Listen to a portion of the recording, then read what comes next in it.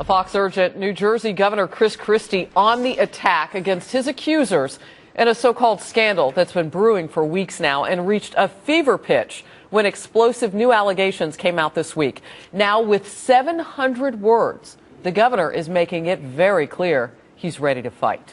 Fox News has obtained an email sent by the governor's office, and it has a title, 5 Things You Should Know About the Bombshell That's Not a Bombshell. All of this has to do with the controversy over closing down lanes on one of America's busiest bridges, the George Washington Bridge in New Jersey. You may know by now, the governor is accused of being part of a scheme to cause traffic trouble on the bridge to mess with politically the city mayor where the bridge entrance is located. He has vehemently denied that, and now this long email. Eric Sean is here as this story is breaking now. And Eric, the governor's office accuses the New York Times of sloppy reporting, and there's a Port Authority former boss that it also talks about in terms of a history there. Absolutely. It's really, Harris, quite an unusual email tonight. It blasts the claims that Governor Christie knew about the George Washington Bridge closures as they were happening. The governor has always denied that. You know, this accusation first came yesterday in that letter from the lawyer for this man, David Wildstein. He's the former Christie ally, a New York Port Authority appointee, the official, Harris, you talked about. He oversaw the closings, and he took the fifth before the Assembly committee that is investigating the scandal. Wildstein's lawyer claimed in that letter that, quote, evidence exists, he said, that the governor knew all about the lane closures at the time. So in the email obtained by Fox News, the governor's office says not so. Quote, the New York Times bombshell, not a bombshell. A media firestorm was set off by sloppy reporting from the New York Times and their suggestion that there was actually, quote, evidence, unquote, when it was a letter alleging that evidence exists. Forced to change the lead almost immediately, the Times was roundly criticized, they say. Well, the email does reiterate the governor's claims that he learned about the closures from the media after they were over and that he had no part in them at all. The email also attacks Wildstein personally, saying he's been described as tumultuous, suggests that Wildstein is untrustworthy. Get a load of this, Harris. Quote, as a 16-year-old kid, he sued over a local school board election. He was publicly accused by his high school social studies teacher of deceptive behavior.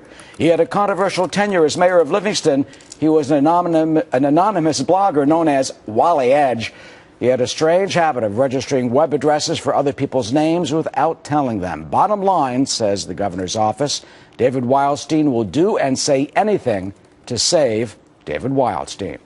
Well, this all comes as the U.S. attorney is investigating, and on Monday, day after tomorrow, a slew of material that's been subpoenaed by the New Jersey State Investigative Committee looking into this scandal. Well, all that material is due in Trenton, and we expect public hearings to start in a few weeks. So, Harris, this will all be ramping up. Yeah, you know, I wanted to talk about the timing of this because it's coming just on the heels of this. And so now the governor now is fully engaged with a lot of information about this Wildstein. What is their history? Well, there is a history there. The governor tried to distance himself from that. They went to Livingston High School together. Wildstein was in a different year than the governor.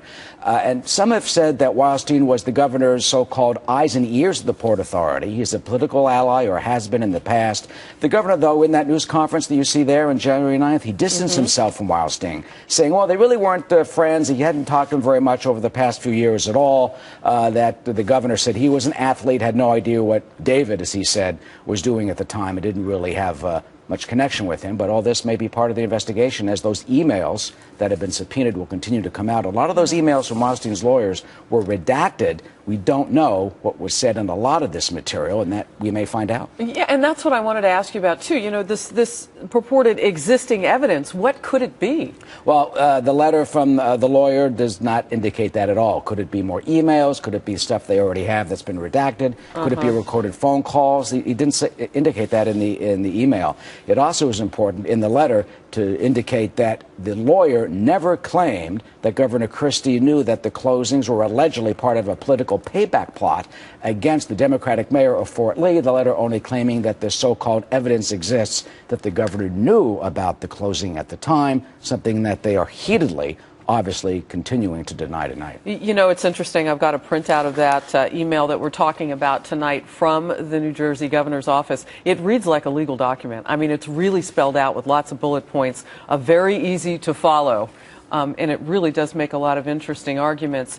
you have to kind of telegraph ahead now, I guess, over the next few days of what's coming. Well, what will come on Monday is the deadline at 5 p.m. for the subpoena documents. Some of the documents will not be handed in. The lawyers for the 20 or so organizations and former officials and current officials of Governor Christie's administration, they've been subpoenaed. Some of the lawyers have asked for a delay in all that material. But 5 p.m. Monday, Harris, is the first deadline as this starts to head toward public hearings, probably within several weeks. A strong rebuttal against the accusations against Governor Christie coming from his office tonight. Eric Shawn in with the breaking news. We appreciate your time. Thank you. Of course.